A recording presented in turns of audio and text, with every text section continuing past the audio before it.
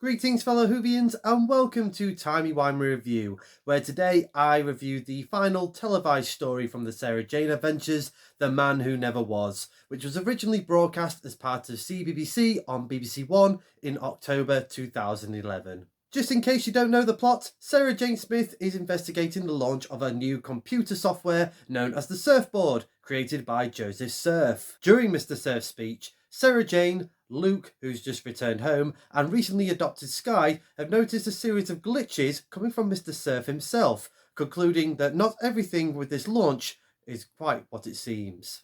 I had an absolute blast with this two-part adventure. I'll start off with the interactions between Luke and Sky, with Luke recently returning from uni for a little bit of a break, and we had the introduction of Sky in a couple of stories previously as part of the season 5 of Sarah Jane Adventures. So Sky's this new kind of adopted child, bit like similar to Luke when he was adopted by Sarah Jane, and to me it was a bit of a passing of the torch with Luke clearly getting older, and they needed some sort of younger, fresh face to be part of the Sarah Jane Adventures.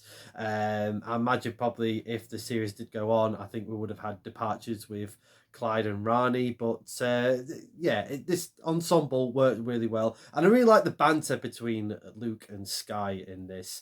Like I said, it's brother and sister sort of working together, getting to know each other at the same time, and yeah, kind of a welcome to the family. They had some really good jokey moments as well, and yeah, I like the chemistry between Luke and Sky. I really like the supporting characters in The Man Who Never Was. The characters were kind of basic in the structure, but really sort of fleshed out in the acting, and it just worked for this story. I really enjoyed Mark Aiken as Joseph Surf. I thought he had a blast with this role. You kind of thought that he was going to be the main villain of the piece, but not quite so. And I really enjoyed that he was kind of having like mistaking words, really fluffing up his words, like "oh my, what are you goading to do," or something along those lines, and just kind of malfunctioning and glitching, and then going into a crazed American accent when doing his press launch. It was just a fun character to see on screen. I really enjoyed the main villain of the piece, Harrison, played by James Dreyfus. He went absolutely to town on this character. I really loved him. Very over the top villain, the real villain of the piece, of course. And he had some great one liners. There was one where he was saying, "I was expecting high grade industrial espionage, but I get mum's net." And he's sort of taking Sarah Jane away. He's like, "What are you going to do? Hit me with your handbag?" It was just a fun villain to see, and James Dreyfus just played it to a T. What I loved about the Sarah Jane Adventures is the guest stars that they bring to come into the show, because it's mainly like, I don't want to say like stars of yesteryear ish, but it's people that I recognised from TV as I was growing up, and pretty much kind of like repeats that obviously my mum and dad was into as well when there was sort of TV of its heyday in the 70s and 80s. And you can tell with the writers and the creators of Sarah Jane Smith, it was basically the writers who grew up watching Doctor Who in the 70s and 80s, and kind of had and you can clearly tell what TV shows that they watched during the 70s and 80s with the in terms of the guest stars. So for this one, what inspired me to review this story was the late Peter Bowles, who sadly passed away. He made a cameo appearance in this story and was brilliant as always. And again, in the Sarah Jane Adventures, there have been some cracking guest stars. Floella Benjamin from children's TV from the 80s and 90s. She was a great character to see. Obviously, the aforementioned James Dreyfus, who many people might have recognised from Gimme Gimme Gimme and All Sorts, if you remember the children's show All Sorts in the 80s. He was a fantastic character actor. And also other guest stars. So we had like Russ Abbott, Ronnie Corbett doing the comic relief special. All these brilliant stars from the 70s and 80s guest appearing for a new generation to watch and just go, "Oh, I want to see some more of that." So it kind of had that sort of possible inspiration for children growing up to check out these stars in their heyday. I really like the alien designs, costume, and makeup of the Scullions, and again, something that I love about the Sarah Jane Adventures, even though it is specifically targeted for as a children's show, it wasn't like dumbed down or low budgeted. You know, they did put in the time and the effort in the aliens and the costumes throughout the series, and the Scullions is a fine example. Dan Starkey being the lead Scullion, I think it was called like Planky or something like that. I can't quite remember his name, but again, he was a really good character, and I really enjoyed the Scullions. I loved that they're part of the story.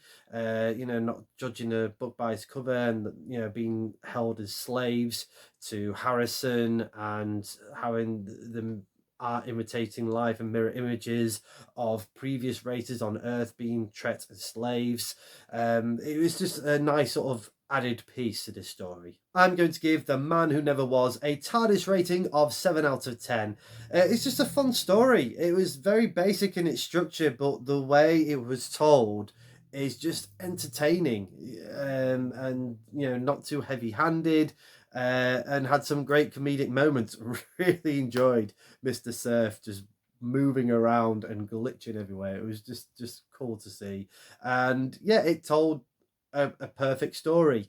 Obviously, this was not going to be the season finale for the Sarah Jane Adventures. Sadly, Elizabeth Sladen passed away before they could finish the season completely, which would be 11 years ago in April this year.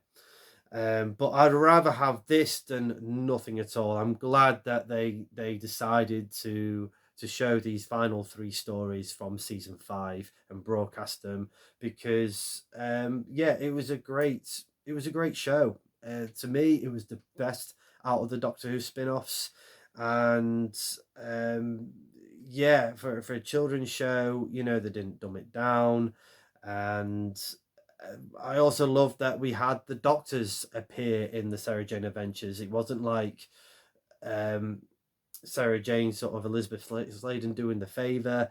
It was, you know, it was the Doctors, you know, making, you know, coming into Sarah Jane's world.